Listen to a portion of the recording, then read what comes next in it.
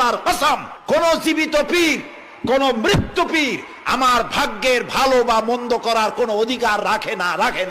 কোন পীর ফু দিয়ে আমার ভাগ্যকে ভালো বানাই দিতে পারবে না, এবং আমার একটা চুলও বাঁকাও করতে পারবে না।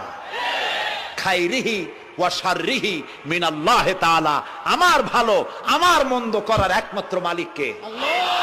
এক আঙ্গুল আকাশের দিকে উঁচু করে চিৎকার দিয়ে বলুন কে? আবার বলেন, আবারও বলুন। হাত নামা।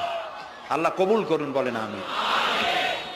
আপনি কোন অসুবিধায় পড়েছেন, মাজলুম হয়েছেন, অত্যাচারিত হয়েছেন, চাকরির সমস্যা হয়েছে, ঘরে খাবার নাই, অসুখ বিসুখ হয়েছে, নানান ধরনের সমস্যায় পড়েছেন, কোন মাজার নয়, কোন পীর নয়, মসজিদের ভিতরে চলে যান, উজু করে মসজিদে ঢুকে 2 রাকাত কাজায়ে হাজাতের নামাজ পড়েন। রাসূলুল্লাহর উপরে যখনই বিপদ হতো তিনি নামাজে দাঁড়ায় যেতে। সুবহানাল্লাহ বলো। আপনি কেন যাবেন একটা কবরের কাছে? আপনার সাহায্য কামনার জন্য কোনো পীর নয়, আপনার সাহায্যের জন্য কবর নয়, সাহায্য পাওয়ার জন্য কে? আল্লাহ চান আপনার ইমানটা খালেস হোক।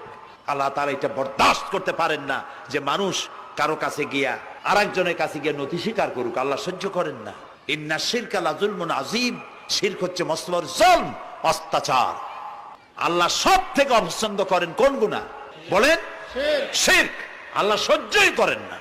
আমার এই বক্তব্য দিয়ে আমি কোন পীরকে অমর্যাদা করছি না।